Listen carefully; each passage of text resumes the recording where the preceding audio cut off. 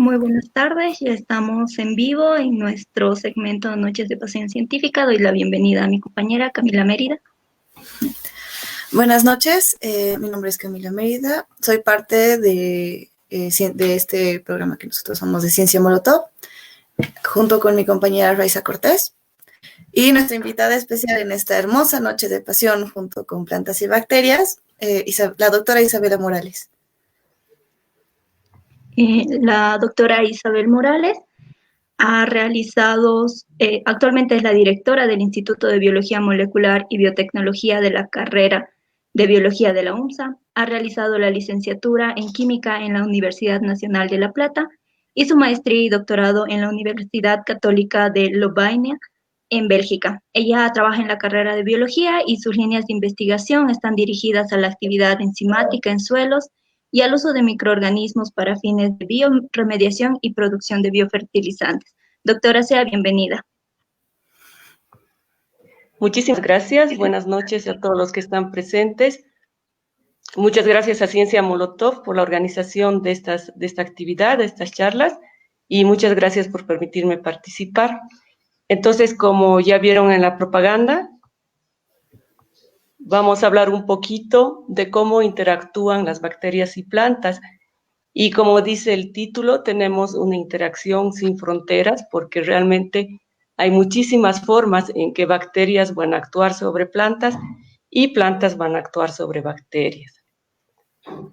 Como decíamos, entre plantas y bacterias vamos a encontrar que tenemos interacciones muy cercanas. Las plantas tienen un efecto sobre las bacterias tienen un efecto sobre las plantas.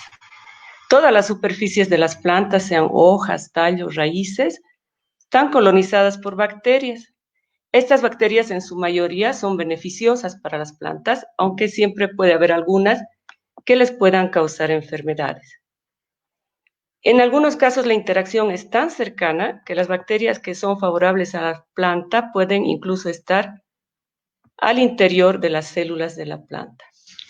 Bueno, todos nosotros sabemos lo que son plantas, pero vamos a ver un poquito, repasar un poquito qué son las bacterias.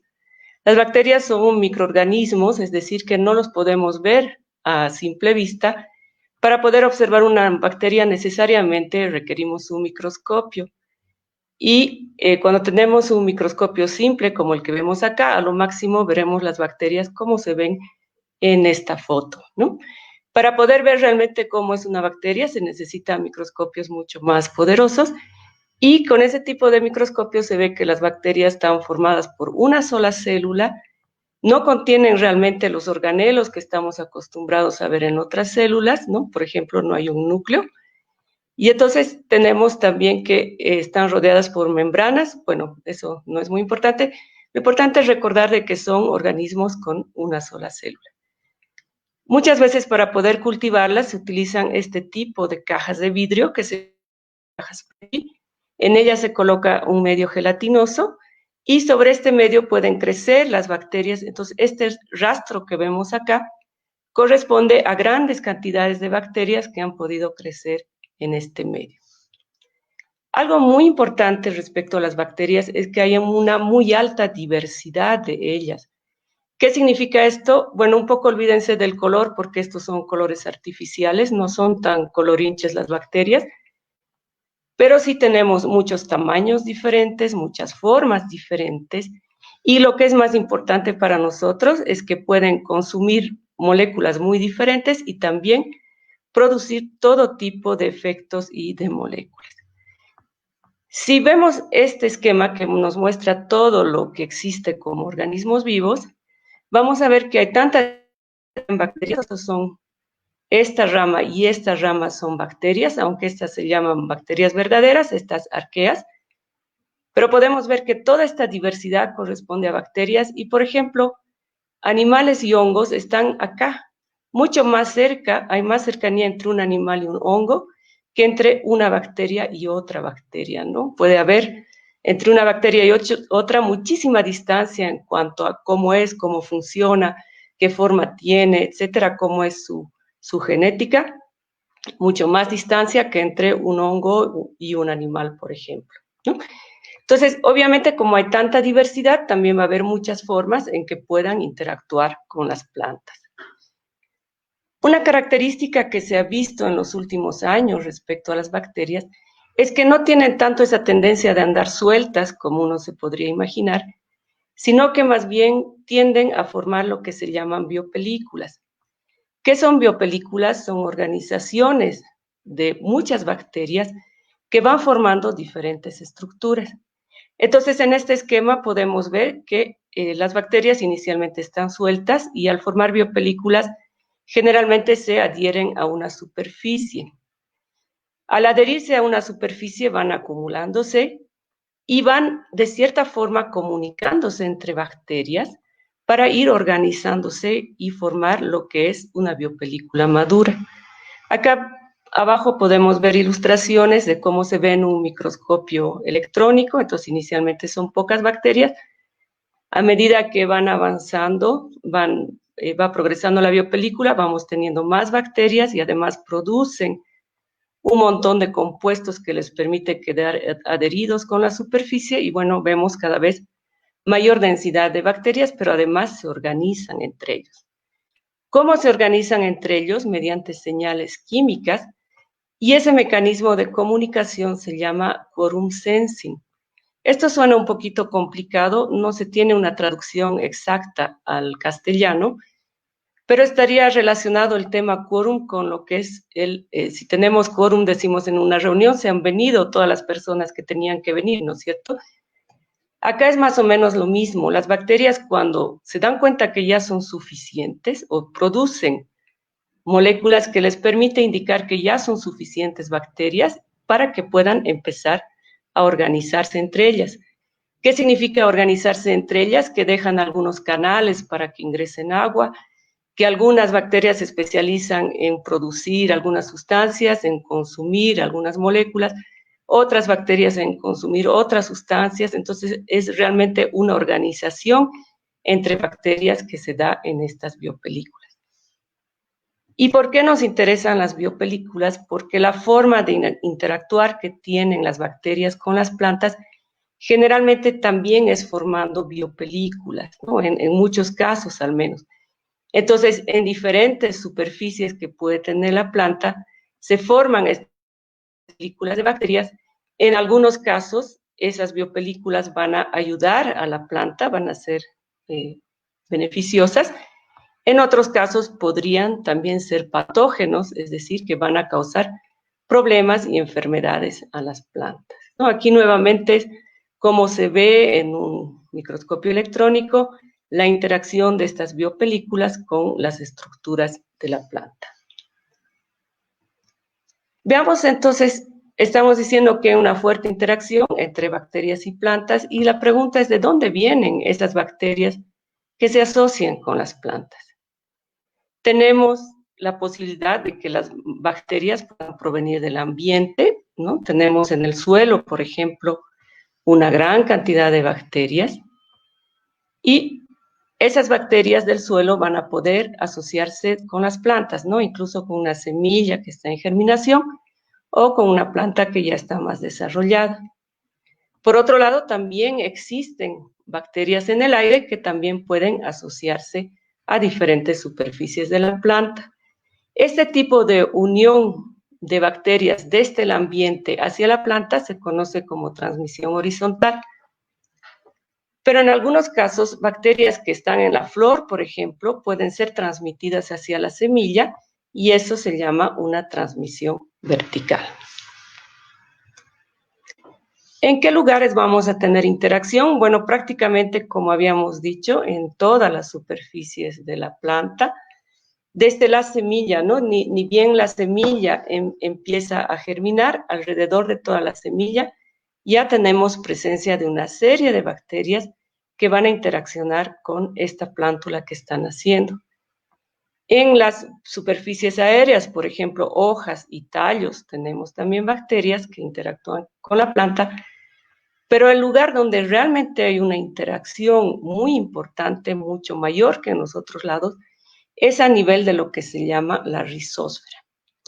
¿A qué vamos a llamar rizósfera? Entonces, corresponde a una parte que está en estrecha relación con la raíz. Entonces, si consideramos esta es nuestra planta, ampliamos esta parte de la raíz.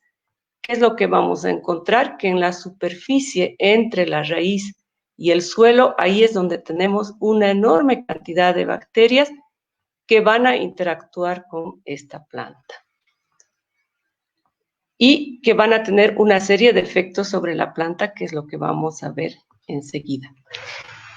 Vemos que casi todas las bacterias en esta ilustración están en la superficie de la raíz o de la raicilla, pero en algunos casos algunas bacterias pueden estar incluso dentro de la raíz, ¿no? Y aún así aportar con beneficios a la bacteria. Como estamos hablando de interacciones, vamos a empezar por ver qué es lo que las plantas le pueden hacer a las bacterias y luego vamos a ver al revés, qué es lo que las bacterias le hacen a las plantas. Uno pensaría que las plantas no hacen nada, que están quietas, sin embargo, tienen muchas formas en que pueden lograr tener las bacterias que les convienen. Por un lado, las plantas van a liberar sustancias que atraen aquellas bacterias que le conviene a la planta. Entonces, por un lado, ¿qué sabemos? Que el suelo contiene una alta diversidad de bacterias y como tenemos tanta diversidad de bacterias, como vemos en la ilustración, estas diferentes bacterias van a preferir diferentes sustancias. Aquí el esquema es para que uno vea que una bacteria como esta, por ejemplo, le gusta una sustancia como esta que es cuadrada, ¿no? Pero es un poco engañosa la figura porque no es que la sustancia se va a adherir a la bacteria, sino que, por un lado, la sustancia es mucho más pequeña que la bacteria y esta sustancia va a ingresar dentro de la bacteria para servirle de alimento. Entonces, diferentes bacterias les gusta diferentes alimentos, podemos decir que son diferentes moléculas. ¿Quién va a producir esos alimentos? En parte, las raíces de la planta. Y lo interesante es que las plantas, según su estado de desarrollo, pueden producir diferentes moléculas que van a salir de sus raíces y que van a atraer a las diferentes bacterias. Pero esas sustancias pueden cambiar con el estado de desarrollo que tenga la planta. Entonces, en este esquema, por ejemplo, la planta está recién creciendo y mayormente está formando este tipo de moléculas que están dibujadas como triangulitos. Esas moléculas que están dibujadas como triangulitos van a atraer a estas bacterias que les gustan los triangulitos. A medida que crecen, producen otras moléculas que van a atraer a otras bacterias y cuando sigue creciendo la planta produce todavía otras moléculas que van a atraer a otras bacterias diferentes. Según lo que requiera la planta, va a producir diferentes moléculas que van a atraer a diferentes bacterias y estas bacterias, vamos a ver enseguida, le van a ser útiles a la planta. Además de atraer bacterias que les son útiles, las plantas también de alguna forma pueden evitar aquellas bacterias que les producen enfermedades. Entonces, como se ve en el esquema, también pueden producir moléculas que van a actuar sobre aquellas bacterias que les producen enfermedades, suponiendo que esta es una bacteria que produce enfermedades, la planta puede producir algunas sustancias que combatan a estas bacterias que producen enfermedades.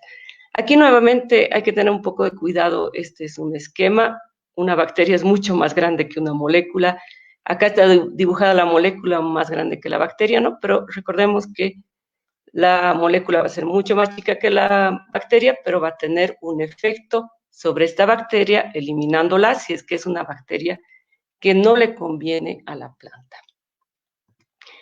Y aquí viene el tema que habíamos hablado respecto al quorum sensing.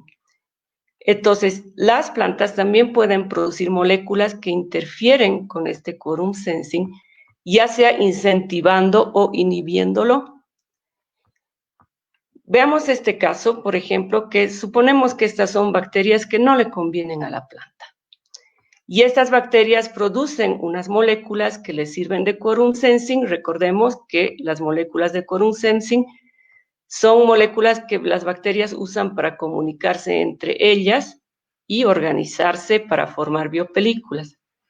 Pero si a la planta no le conviene que estas bacterias formen biopelículas, puede producir otras sustancias muy parecidas, ¿no? Les han puesto la misma forma, y que las arruinan a estas bacterias porque ya con estas sustancias, estas bacterias ya no se pueden organizar y formar la biopelícula. Ahora, si fueran bacterias que sí le convienen a la planta puede producir sustancias que más bien logra que estas bacterias tengan mayor tendencia a formar biopelículas. Hemos visto entonces qué es lo que las plantas pueden hacer sobre las bacterias. Veamos ahora por qué a las plantas les interesa reclutar estas bacterias y en qué las bacterias les van a ayudar. Entonces, uno de los efectos más importantes que tienen estas bacterias sobre las plantas es aportar nutrientes a las plantas mediante por lo menos 3 procesos que son muy importantes y pueden haber más.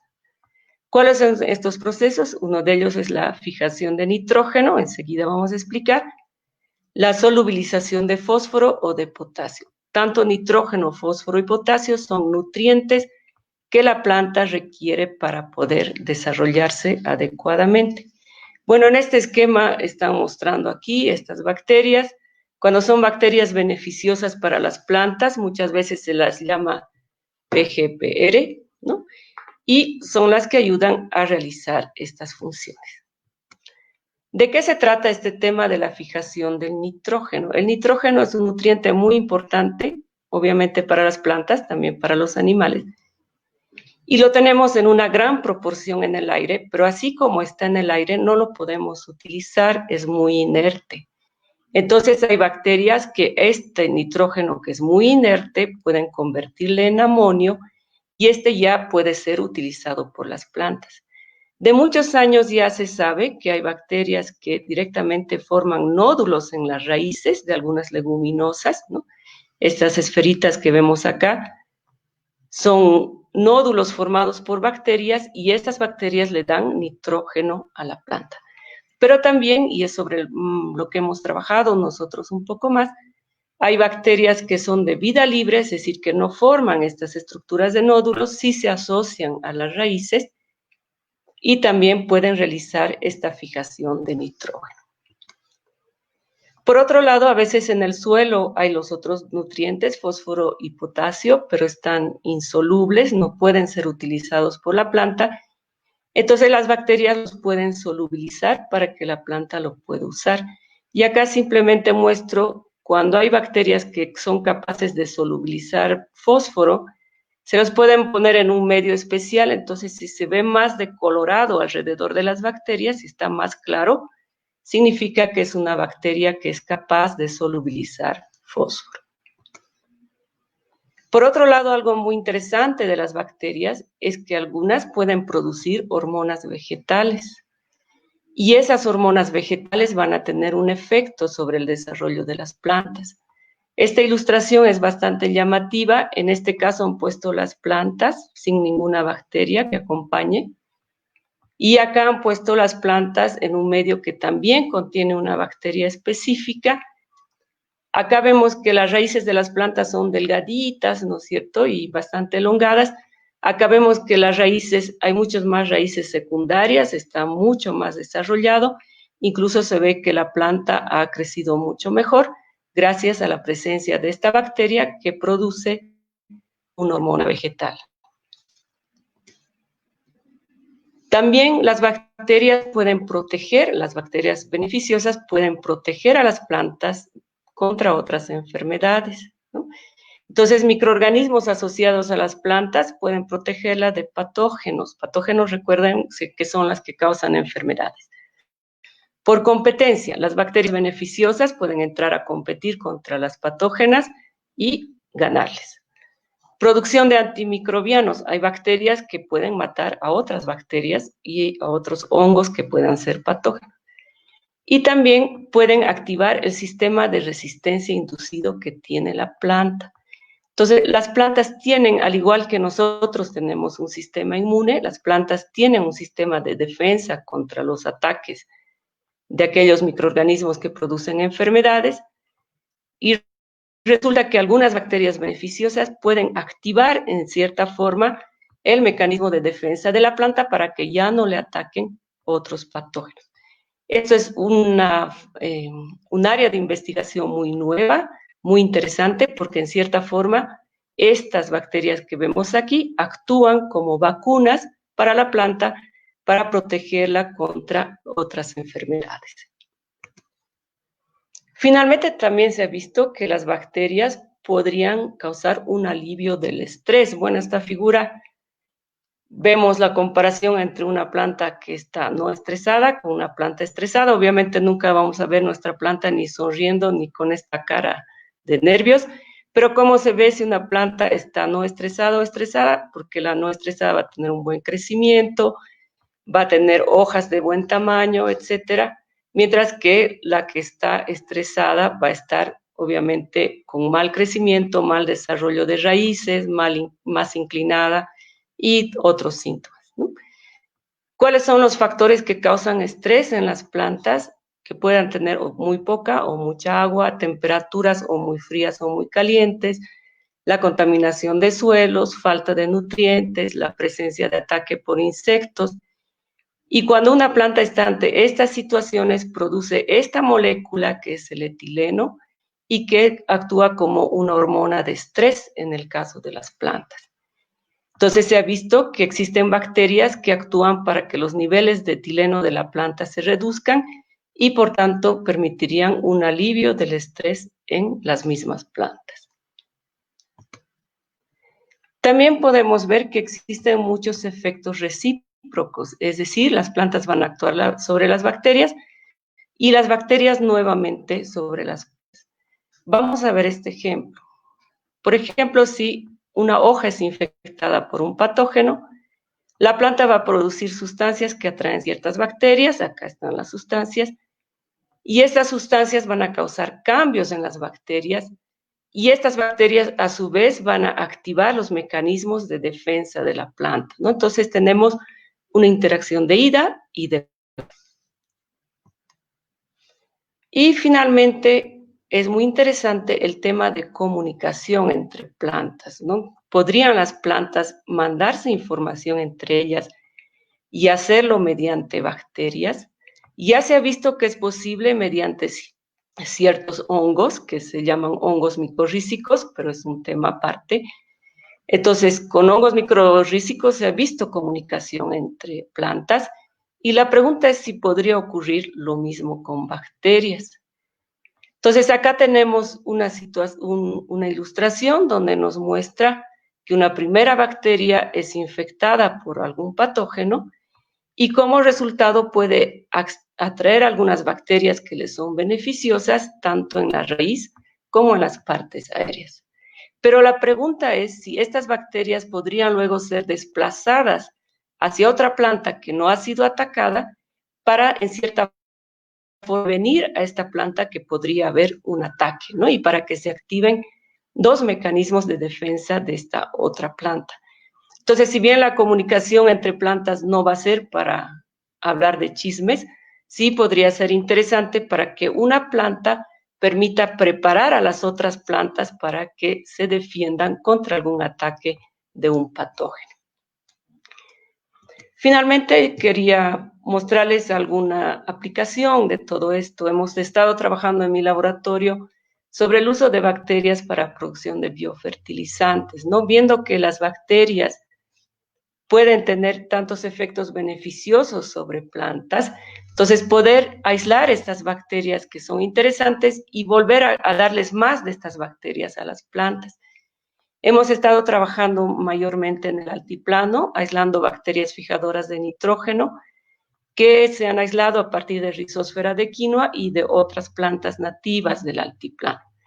Entonces, estas bacterias desde ya fijan nitrógeno, ayudan a las plantas a tener más nitrógeno, pero también se ha visto que varias producían ácido indolacético, que es una hormona vegetal, y que también podían solubilizar fosfato, ¿no? Entonces, esta ilustración nos muestra, estos son simplemente los códigos que se ha dado a cada bacteria, pero nos está mostrando cuáles de ellas eran capaces de solubilizar fosfato, y aquí también cuáles de ellas podían producir esta hormona vegetal que permite mayor desarrollo de las plantas. Se han hecho algunas pruebas en laboratorio y en el campo, viendo si adicionando estas bacterias se podía obtener mejor rendimiento de la quinoa. Entonces acá estoy reportando resultados de la tesis de Raúl Choque, que ha trabajado en Patacamaya con bacterias fijadoras de nitrógeno. Estos son datos cuando no se pone ninguna bacteria y cuando se va poniendo diferentes tipos de bacterias, ¿no? Podemos decir la bacteria 1, la 2 y la 3. Sin abonamiento no había mucha diferencia, pero con abonamiento, si comparamos entre las que no tenían bacteria y las que sí tenían bacterias, había un aumento en la cantidad de quinoa que producían estas plantas a las que les habíamos agregado estas bacterias fijadoras de nitrógeno. Y finalmente me quiero quedar con esta última figura, que me parece bastante artística y además nos muestra una nueva realidad, ¿no? Y ya no podemos considerar ni una planta ni un animal tampoco están solos, están totalmente rodeados de todo tipo de microorganismos y que todos ellos tienen diferentes tipos de interacción, ¿no?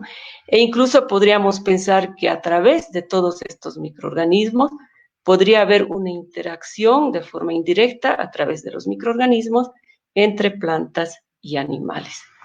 Bueno, y con esto termino mi presentación. Muchísimas gracias por su atención.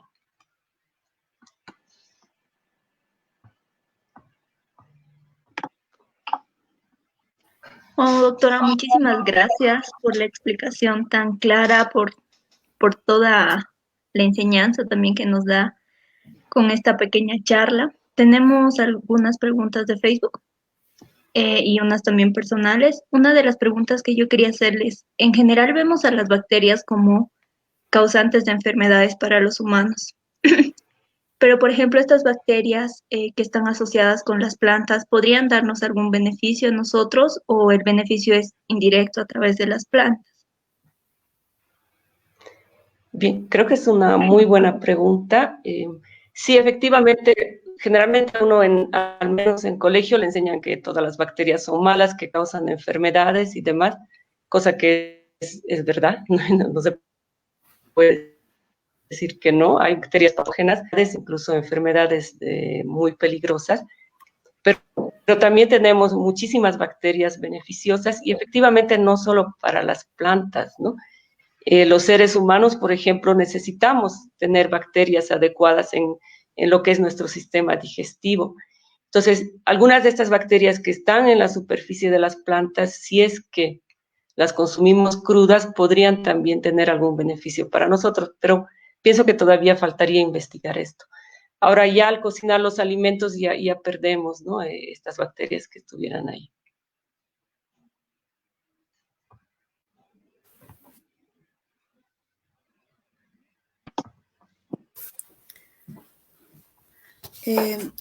Igual, dentro de una de las preguntas que se me ha dado dentro de esta charla ha sido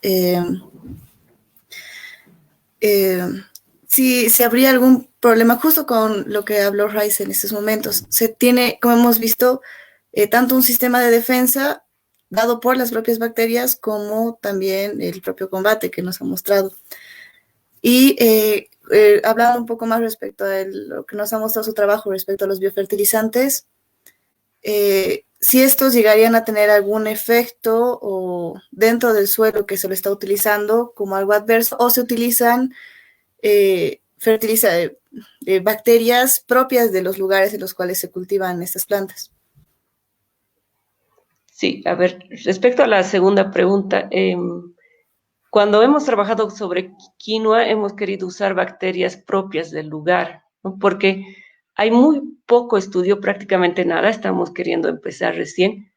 Si yo adiciono una bacteria adicional que veo que es beneficiosa y demás, ¿qué pasa con las otras bacterias que ya estaban ahí? ¿Van a poder competir? ¿Se van a ver alteradas? ¿Qué es lo que va a pasar? Entonces, no queríamos, porque es posible ya comprar, incluso se vende de forma comercial algunas de estas bacterias para biofertilizantes, pero no queríamos traer bacterias de otro lado justamente porque no sabíamos qué podía pasar en el suelo, ¿no? Entonces, en el trabajo que se ha hecho, se ha trabajado con bacterias que son nativas del lugar para simplemente, en cierta forma, aumentar la cantidad en el caso de las semillas de quinoa para que tengan este beneficio y no tener ese problema de no traerse una bacteria de otro lado que no sabemos qué efectos podría tener a la larga. Y la primera pregunta, por favor, Camila, si me puedes repetir. Era el tema de las sustancias que producen las plantas, ¿no? Sí. Para defenderse. Sí, respecto a las plantas que están ahí a las sustancias que producen para defender, teníamos acá.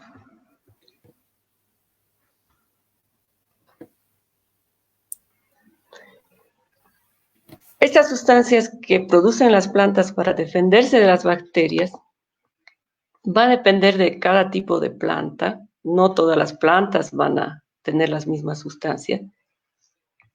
Y en general son raras las veces, uno podría preocuparse y decir, uy, si produce sustancias tóxicas, por ahí me intoxico yo más al consumir esta planta. Sin embargo, cuando consumimos plantas, son raras la vez que consumimos las raíces, por un lado, ¿no? Hay excepciones, como el caso de la zanahoria y demás, pero en general no consumimos las raíces donde se producirían estas sustancias. Por otro lado, estas sustancias afectan mayormente a bacterias. Las bacterias tienen muchos mecanismos que difieren de animales y seres humanos.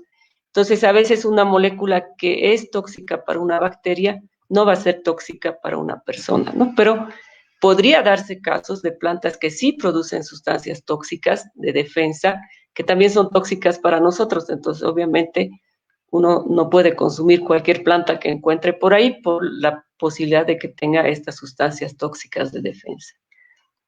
No sé si a eso más o menos iba la pregunta. Sí, justo es como lo que se ha visto, justo como lo comentaba Roy, el problema hecho de que siempre se nos han inculcado ciertos aspectos y hemos encasillado a las bacterias y no en todos los casos son malas, como nos ha mostrado ahora. Sí, de hecho, la mayoría no son malas, son una minoría que son malas. Bueno, doctora, tenemos varias preguntas en Facebook. La siguiente pregunta dice, ¿qué pasa si en lugar de aportar nitrógeno, algunas bacterias perjudican en la absorción de nutrientes por parte de la planta en el suelo? Sí, eso también podría entrar en competencia, algunas bacterias entrar en competencia por los nutrientes con la planta, ¿no? Y en lugar de favorecer a la planta, utilizar los nutrientes que la planta necesitaría. Sin embargo, como se ha visto, las plantas producen estas sustancias para atraer aquellas bacterias que realmente les van a ser de utilidad. Entonces, eso hace que sea más difícil que atraigan a bacterias que más bien les van a robar los recursos, ¿no? Por eso es que las plantas, digamos, han coevolucionado con las bacterias para lograr de que realmente tengan las bacterias que les son útiles a ellas y no más bien y no bacterias que les vayan a perjudicar. Pero efectivamente podría darse, tal vez, por ejemplo, si yo llevo una bacteria si llevo una planta de un cierto suelo donde está ya, digamos que son generaciones de esa planta, un nuevo suelo, podría darse que en el nuevo suelo tenga que competir con bacterias que le quiten los recursos, ¿no? Entonces, pero en general las plantas tienen esa habilidad, ¿no? De atraer aquellas bacterias que les van a servir y no las bacterias que más bien les van a robar los recursos. Muchas gracias. La siguiente pregunta. Excelente presentación, doctora Isabel. ¿Qué aplicaciones biotecnológicas podríamos obtener a partir de estos conocimientos? De estos conocimientos en general, ya, en realidad la parte de biofertilizantes es una de las aplicaciones más directas, digamos, que podríamos tener sobre esto, ¿no? El poder usar bacterias beneficiosas, aumentar la cantidad de estas bacterias beneficiosas en la planta para que la planta pueda producir más y tener mayor rendimiento. También se ha estado trabajando sobre microorganismos que había comentado podrían servir en cierta forma como una vacuna para las plantas, ¿no? Eso es algo muy nuevo porque siempre hemos pensado que los animales tenemos un sistema inmune, pero las plantas también tienen un sistema de defensa contra las enfermedades. Entonces, algunos microorganismos beneficiosos, incluido bacterias beneficiosas, se pueden utilizar para que éstas activen el mecanismo de defensa de la planta y la planta ya esté protegida contra enfermedades, ¿no? A veces se pierde muchísimo de cosecha y demás por diferentes enfermedades que atacan a la planta.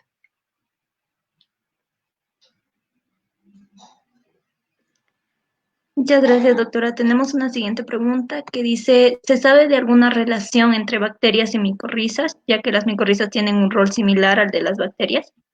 Sí, muy interesante la pregunta. El tema de micorrizas es un mundo aparte, da para una charla de 2 horas.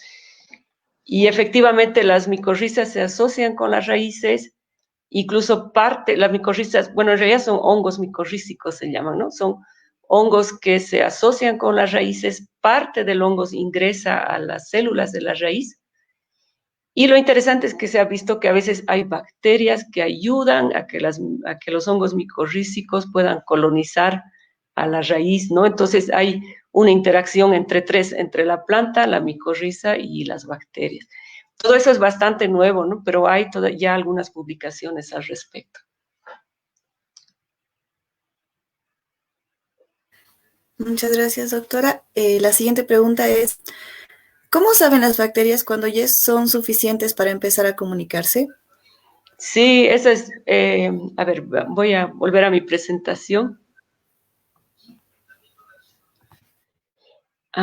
Tengo una transparencia de otro lado, a ver, déjenme un ratito para contestar a esta pregunta.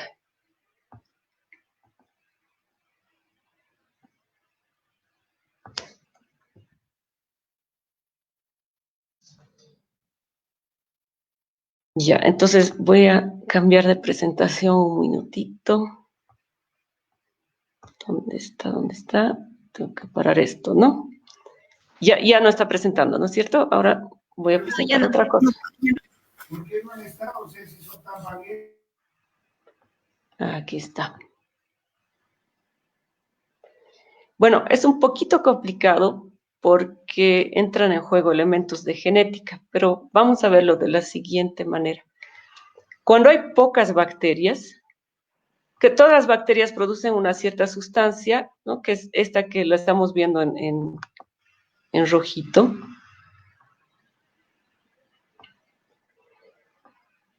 Todas las bacterias van produciendo esta sustancia que va a permitir el quorum sensing, pero cuando hay poquitas bacterias va a haber poquito de estas sustancias. Cuando empieza a haber ya más bacterias, va a haber más de esta sustancia que se ha producido, entonces mayor cantidad, y esa sustancia que se ha producido, como está en mayor cantidad, va a volver a ingresar dentro, o sea, lo que viene de otras bacterias. Esta bacteria produce, ¿no? Como vemos una flechita, produce esta sustancia, pero también esa misma sustancia puede volver a ingresar a la bacteria.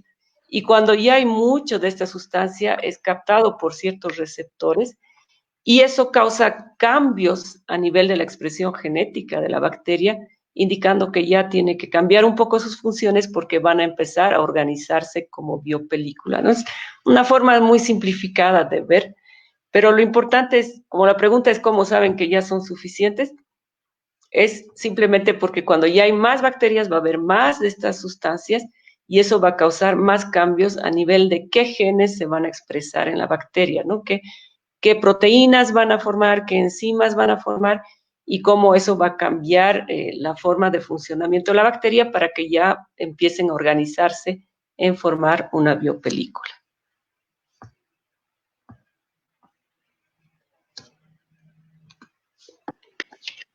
Genial. Tenemos muchísimas preguntas en Facebook, doctora. ¿Ya? La siguiente son 3 preguntas de una misma persona que dice, ¿cómo se pueden identificar de forma fácil, eficiente y barata las bacterias? La segunda ¿es posible producirlas en gran cantidad?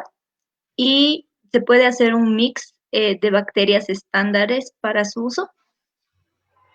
Bien, identificar de forma fácil, eficiente y barata, lamentablemente no es posible. Para realmente identificar una bacteria tiene que ser a nivel genético, ¿no? Entonces hay que extraer el ADN de la bacteria y secuenciar ese ADN, comparar con bases de datos, entonces no, una forma barata y eficiente no hay. Lo que se puede hacer a veces no nos interesa tanto qué se llama la bacteria, porque eso es realmente para identificar, ¿no? A veces no nos interesa tanto darle el nombre y apellido, sino saber para qué sirve esa bacteria. Entonces sí hay métodos para saber si fijan nitrógeno, no es muy complicado. Hay métodos para saber si solubilizan fosfatos. Y bueno, también hay que ver porque tal vez obtenemos una muy bonita bacteria fijadora de nitrógeno y solubilizadora de fosfatos, pero también hay que hacer algunas pruebas para ver si no producen toxinas, ¿no? Entonces, no es tan simple. O sea, se puede saber qué roles cumplen, pero si uno quisiera realmente identificar, entonces no es tan barato. No es imposible, están bajando los costos, pero no es tan sencillo ni tan barato. De que se pueden producir en gran escala, sí se puede, ¿no? Y existen bioreactores, es decir, grandes contenedores donde se va alimentando a las bacterias en lo posible con cosas que sean baratas. Y lo bueno es que las bacterias se reproducen más o menos, bueno, dependiendo cuáles, pero algunas cada 20 minutos se dividen en dos, entonces tenemos que se reproducen muy rápido las bacterias y que producir en cantidad grande no es problema. Y si se puede hacer un mix de bacterias también, ¿no? Se ha visto, si no me equivoco, en Cochabamba, en algunos casos se están comercializando estos mix de bacterias. Entonces se puede, por ejemplo, mezclar una de fijadora de nitrógeno con una que solubilice fosfatos, se han estado haciendo, incluso algunas mezclas con algunos hongos beneficiosos también. Maravilloso. Igual tenemos ahora dos preguntas. Una es, ¿cómo se aisló las bacterias para usarlas como biofertilizantes? Y la siguiente es, ¿cómo se usó la aplicación de las mismas a los cultivos de quinoa? Ya. Si no tengo a la mano, voy a tratar de explicar así sin figuras. Para aislar las bacterias, lo que se hace es tomar, a ver, vamos a ver esto un ratito.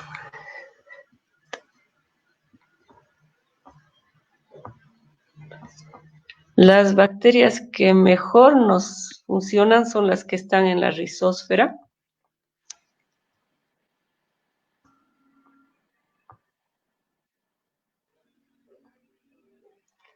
Entonces, eso quiere decir que lo que más nos interesaba era lo poquito de suelo que queda pegado a la raíz, ¿no?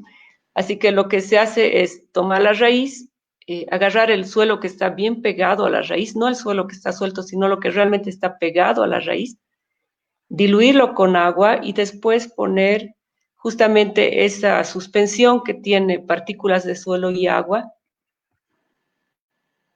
se la pone sobre las cajas Petri, que ya contienen un medio especial para las bacterias. Si, por ejemplo, me interesan bacterias fijadoras de nitrógeno, entonces pongo un medio que no contiene nada de nitrógeno, así que las bacterias que no saben fijar nitrógeno no van a poder crecer y solo van a crecer las que son fijadoras de nitrógeno. Entonces aparecen así, como vemos, como colonias, y a partir de esas colonias se puede hacer pruebas de si producen hormonas vegetales, si pueden solubilizar fosfatos, etc. ¿Cómo se aplican al cultivo de quinoa?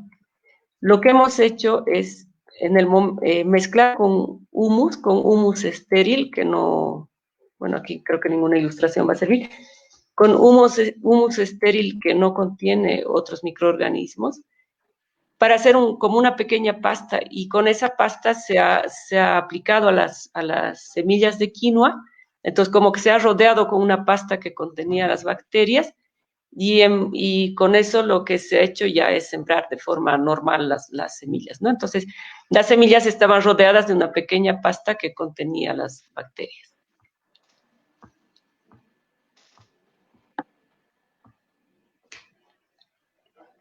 Perfecto, doctora, muchas gracias.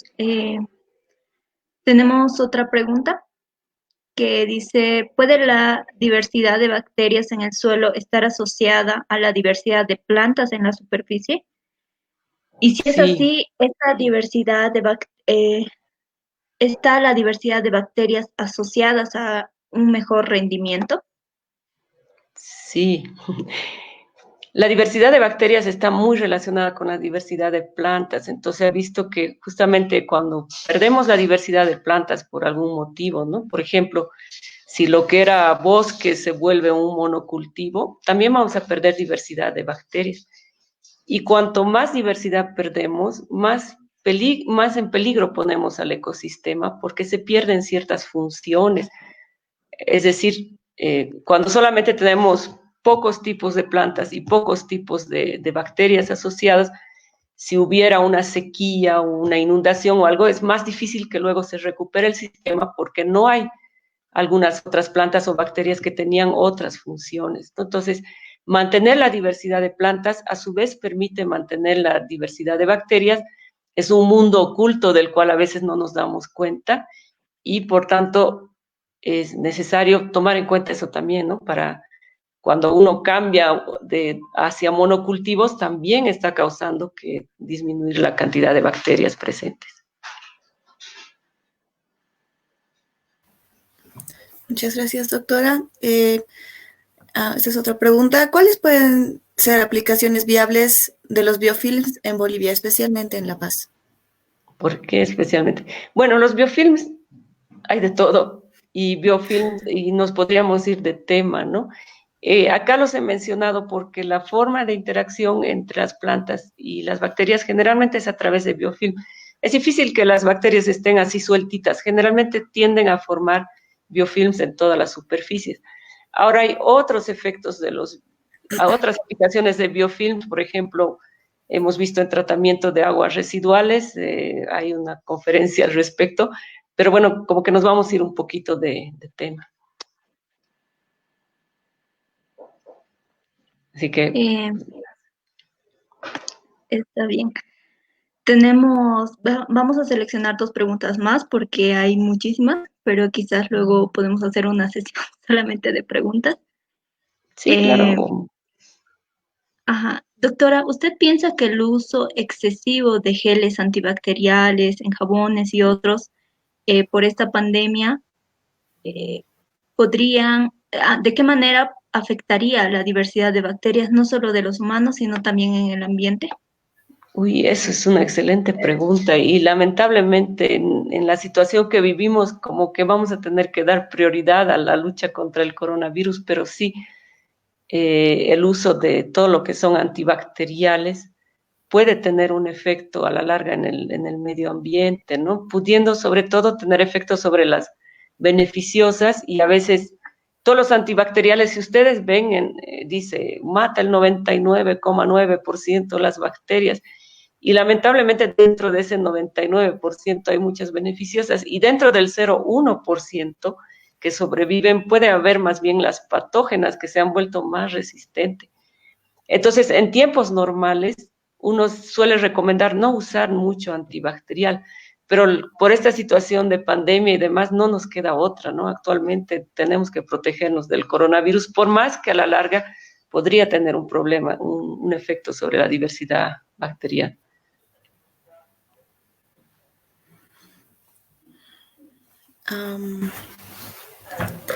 Bueno, tenemos entonces esta última pregunta. ¿Hasta qué distancia de la planta pueden estar las bacterias fijadoras de vida libre? Estamos hablando de menos de 1 milímetro, ¿no? Porque si están más lejos, casi no van a tener efecto sobre la planta. Y lo que uno ve en bibliografía y lo que hemos visto también nosotros, es que si tomábamos muestra de lo que realmente está pegado a la raíz, ahí tienes mucho más fijadoras de nitrógeno que si tomas muestras un poco más lejos de la raíz, ¿no? Entonces, mayormente está muy, muy cerca a la planta, como les digo, menos de 1 milímetro tal vez de distancia. Wow. Bueno, doctora, muchísimas gracias. Hay bastantes preguntas que siguen llegando y siguen llegando. Entonces, quizás sí vamos a pedirle que nos pueda ayudar a responder cada una en un pequeño videíto aparte o por escrito para no ¿Ya? dejarlas colgando. Pero bueno, como parte de la dinámica de este segmento que se llama Noches de Pasión Científica, hemos hecho un pequeño juego para que la gente también pueda conocer un poco más a los biólogos o las personas que trabajan dentro del área de biología, biología molecular, ecología. Entonces, Cami, no sé si puedes compartir tu pantalla con la ruleta de las preguntas. Ahora mismo. Y de verdad, muchísimas gracias por la explicación, doctora. Creo que la mayoría de comentarios son igual agradeciéndole. Listo. Ahora sí. Entonces, sí, a elegir algo.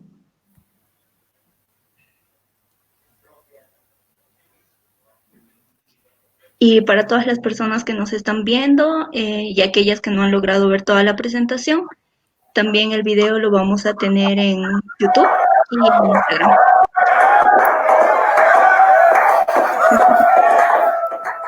Bueno, dice, menciona lo primero que piensa al escuchar una serie de palabras que nosotros vamos a decirle. Entonces, empiezo yo. Y lo primero que se le venga a la mente. Estudiantes. Gente muy alegre.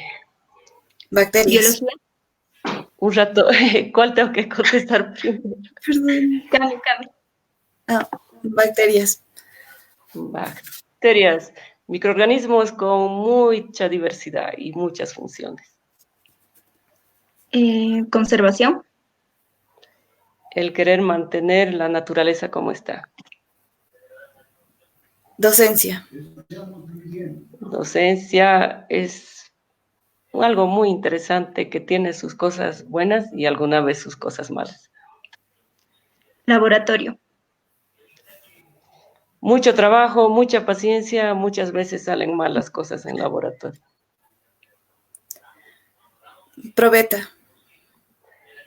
Me hace recuerdo al accidente que tuvo uno de mis estudiantes con una probeta. Era con una muestras. Muestras y salida al campo y cavar en los suelos para sacar muestras. Quinoa. Un alimento muy rico y muy interesante la planta. Bueno, doctora, muchísimas gracias de verdad por su tiempo, por estar acá, por explicarnos de forma tan clara un tema tan interesante. Bueno, muchas gracias a ustedes por la organización, también a aquellas personas que han planteado preguntas. A veces uno se queda ahí pensando que nadie ha entendido nada, porque lo más triste es quedarse sin preguntas. Entonces, cuando hay muchas preguntas, es realmente un gran gusto. Y voy a darme el tiempo de contestar, no digo inmediato, pero en cuanto pueda. Muchas gracias, doctora, y muchas gracias a todos los que han estado aquí escuchando de esta hermosa charla y siendo partícipe en los comentarios con sus preguntas. Muchas gracias y hasta luego a todos. Una charla, con el doctor Ramiro López sobre la interacción planta-planta en desiertos, así que también los esperamos el día viernes. Salimos del aire, muchas gracias. Gracias por ser parte de esta noche de visión. Adiós a todos.